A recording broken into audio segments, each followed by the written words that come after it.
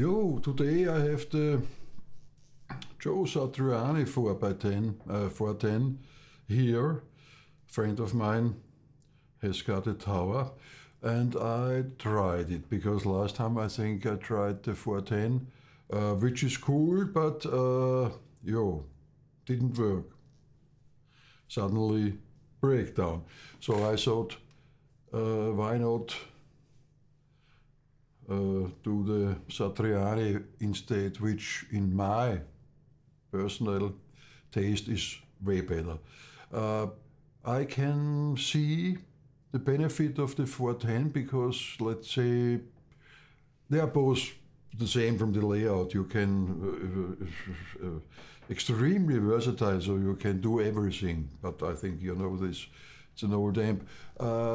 Let's say the normal 410H is more on the metal heavy side, besides of every other clean and crunch. I talk especially of the overdrive channels, which are on the 410 separated in a different voiced overdrive 2 to overdrive 1. Doesn't it sound like AC/DC? It does. Yeah. If you would fool around with the clean and the crunch, you can get every kind of AC/DC sound out of it, which means less gain.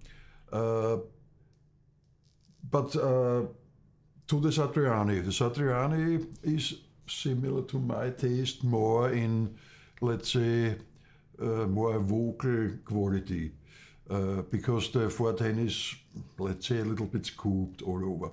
So the Satriani is the opposite. So let's describe it this way: the low mid character is more defined and better voiced for my taste and for his too. The clean is really clean, which, as we all know, is important to Joe because he don't know if he does it nowadays, but he used to use the clean channel on his amps, the Peavey, and maybe sometimes also on the Marshall, which means it has to be a good quality clean, lightly on the edge of breakup because of the use of pedals. But what I did in the intro, I used the overdrive, which are identically in the Joe Satriani version. OD1 and OD2 is the same, but you can voice it differently and store it differently. The other thing is, which is other to the 410, you have a switch on the overdrive channels. If you press the switch, you get your scooped, let's say, voice, which is cool also. For some, I didn't use it because I played mostly lead on the intro, but I can show it to you. There are 3 gain stages on each channel: green, let's say yellow, orange, and red. I have the orange, which is quite enough gain.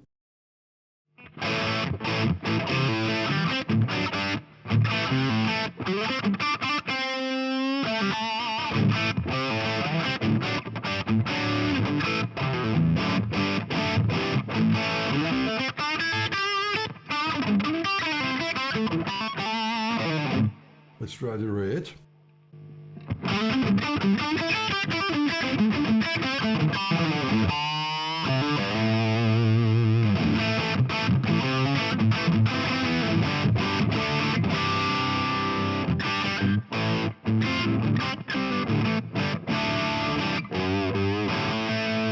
And now let's try the scooped button.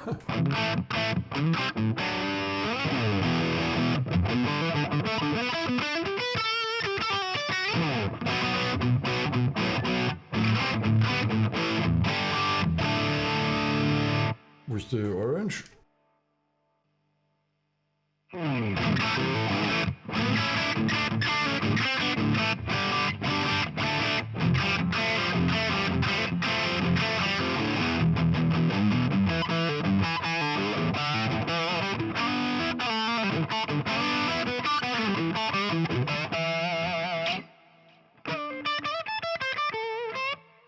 cleans up very cool.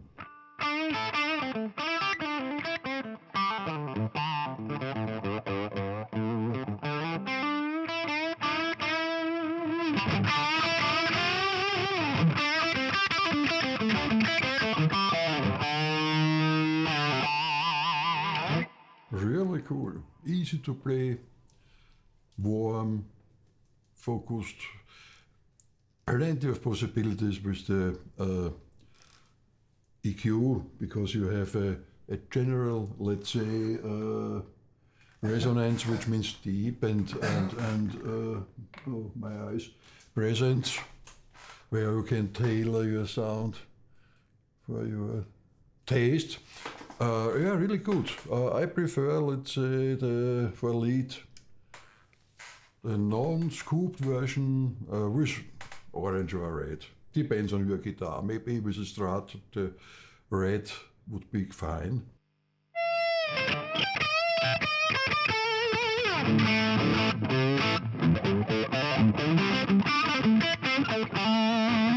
Now, the crunch channel. There lives the Angus territory.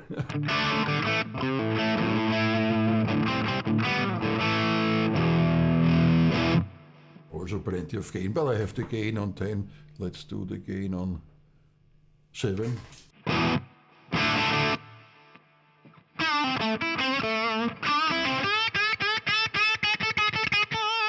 Red.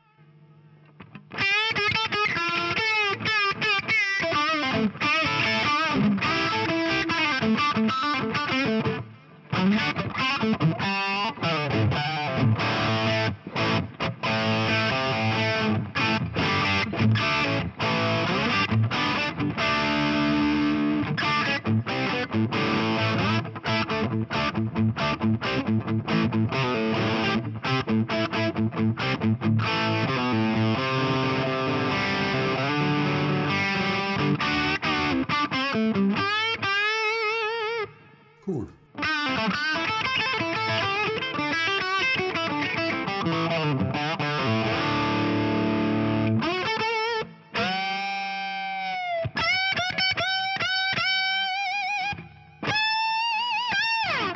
Really cool, really cool. It's fun. Playing this amp is really fun. Yeah, it's expensive. That's the only problem. As every signature model from Marshall, it gets expensive after a while, because I think these versions are limited to some amount, and that means, yeah, let's say expensive. It's hard to get one. Hard to get one, yeah, and when you see it costs, let's say, between 2,000 and 3,000 euros or dollars. Yeah, so I would say it's better getting a normal 4x10 and tweaking around a little bit. That's my advice. If you want this kind of versatile amp. I personally, what did I do? I bought last week a vintage modern 100 watt. Because honestly, it's really, that's my experience. This kind of gain and smooth mid-range, that's fine if you're sitting and playing alone.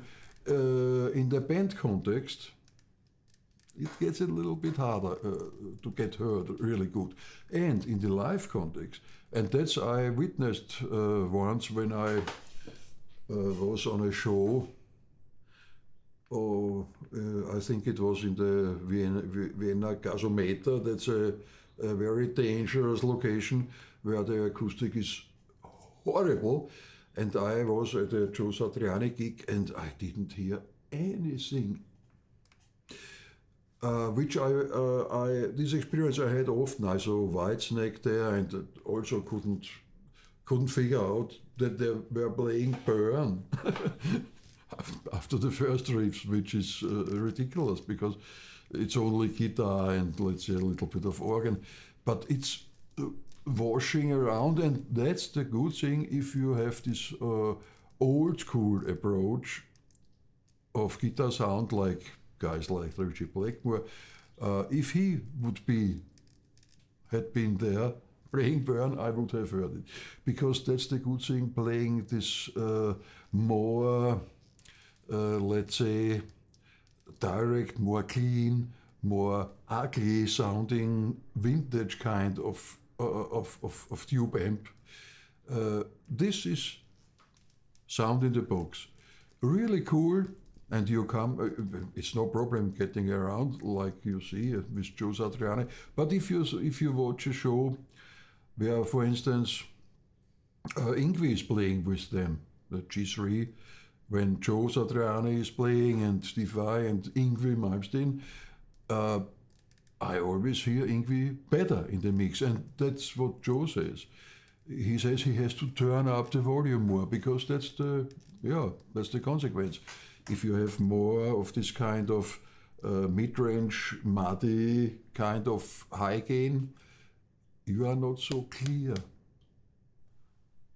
Whereas, as we know, Yngwie plays a, let's say, 100 or let it be a 50 watt classic top using his boost, his whatever boost. I think he built of the DOD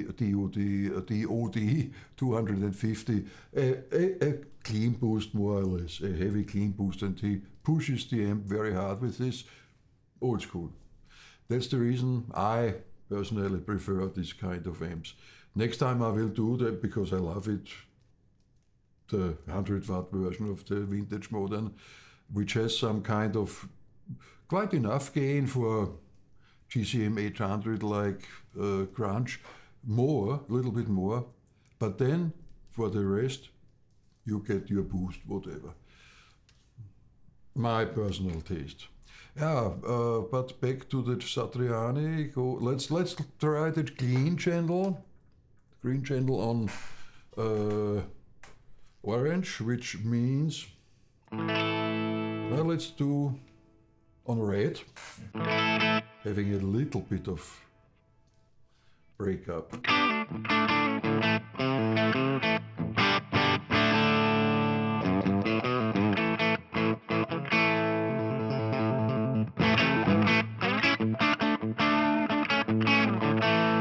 Then there comes the whole variety of pedals. Let's start with the tube song.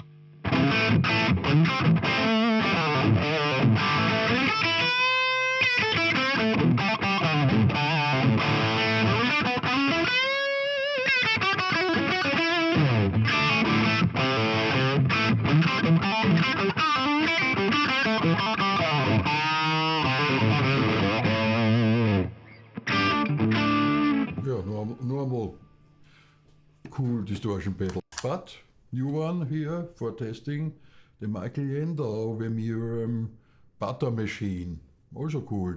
It's voiced after the Maxon or Ibanez SD9. Cool pedal.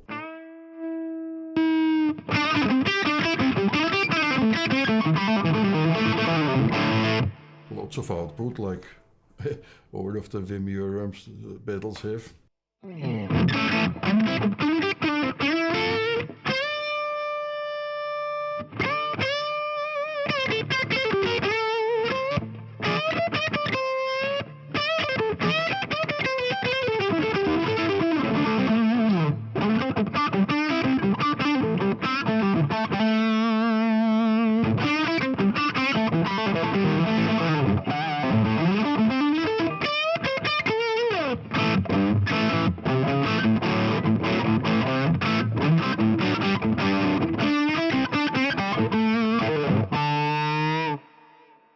Cool, not bad. The original Maxon SD9, as we know, you had to be very careful with the tone. Gets really ugly. I think you have to turn it down really, or a little bit.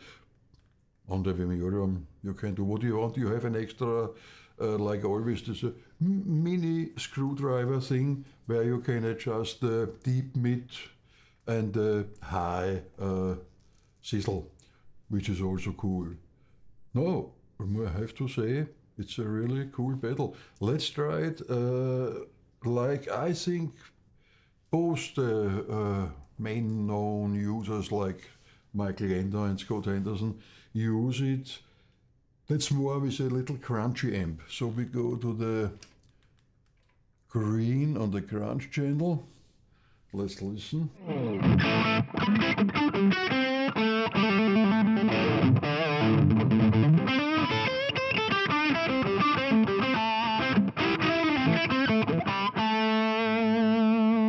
Quite crunchy. Little bit Angus-like, don't you think, Tom? Yeah.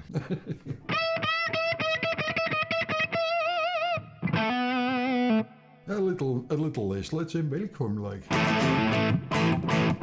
Now let's go to the crunch channel now for testing a slightly driven amp. Let's say crunch channel on orange.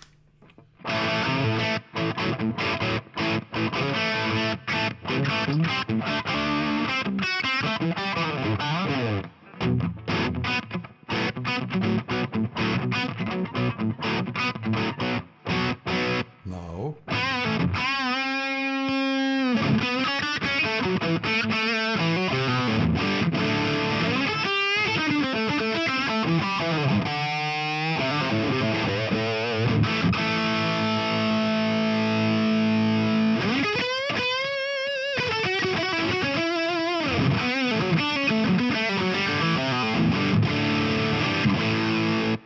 I will try it with the, even with the green is enough.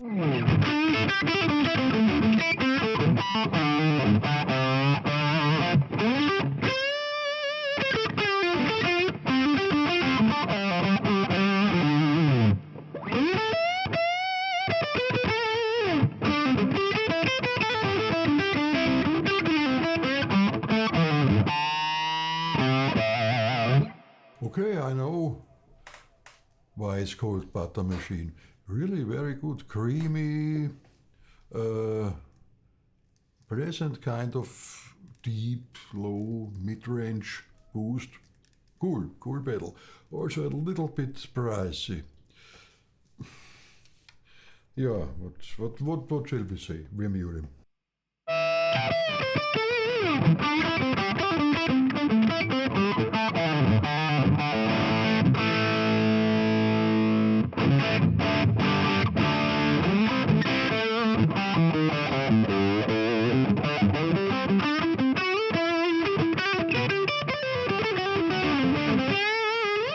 But with this kind of amps, we don't need pedals at all.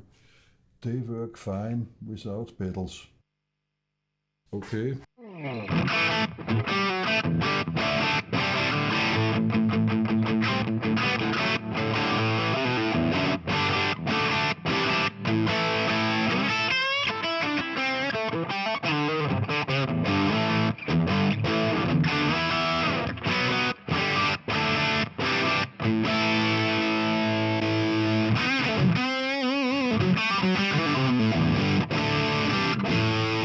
As I said, really lots of fun playing this amp. Cool. Okay, I'm really looking forward to the next episode with the Vintage Modern 100 watt, because that's where my heart goes.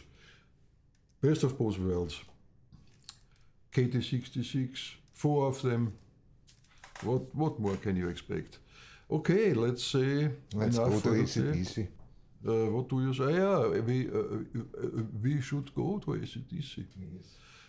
Friend of mine manages the event here in Vienna, and so we are more or less invited.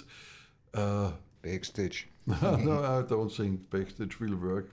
And what do we do backstage? Ich kann dran mit Angus Young. That's on stage. Okay, we don't. Under the stage. Tom will get an on stage pass. Below stage bass. Okay, enough fooling around. Thanks for watching. Bye bye. Bye bye.